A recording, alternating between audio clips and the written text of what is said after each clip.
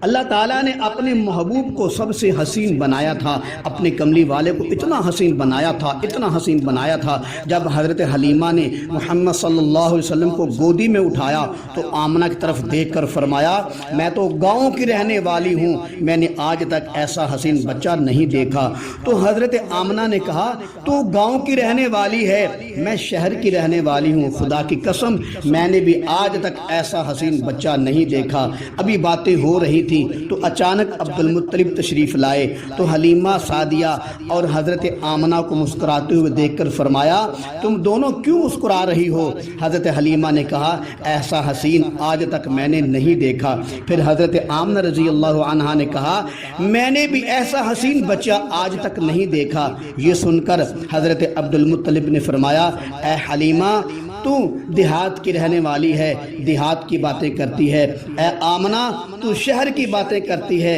میں نے ملکوں کا سفر کیا ہے، میری آنکھ نے بھی ایسا حسین کبھی نہیں دیکھا۔ پھر اسی چہرے کے بارے میں شاعر کہتا ہے یہ چہرہ ہے تو انوار دو عالم کا صحیفہ، آنکھیں ہیں کہ برانے تقدس کے نگیں، پلکیں ہیں کہ قوسین شب قدر کھلی ہے، زلفیں ہیں کہ واللیل کے بکھرے ہوئے سائے، یہ دانت ہیں کہ شرازہ شبنم کے تراشے جیسے یاقوت کی وادی میں چمکتے ہوئے ہیرے، یہ باتیں ہیں کہ طوبہ کی چٹکتی ہوئی کلیاں، یہ خطبے ہیں کہ سامن کے امڑتے ہوئے بادل، کبھی اگر سامنے آئے تو قہر ذوالجلال بن کر، غریب پر اگر نظر پڑے تو رسول جمال بن کر، فرشتہ مجھ کو کہنے سے میری تحقیر ہوتی ہے، میں مسجود ملائک ہوں مجھے انسان رہنے دو، درفشانی نے تیری قطروں کو دریا کر دیا، دل کو روشن آنکھوں کو بینا کر دیا، خود نہ تھی جو راہ پر اوروں کے ہادی بن گئے، کیا نظر کامل تھی جس نے مردوں کو مسیحا کر دیا،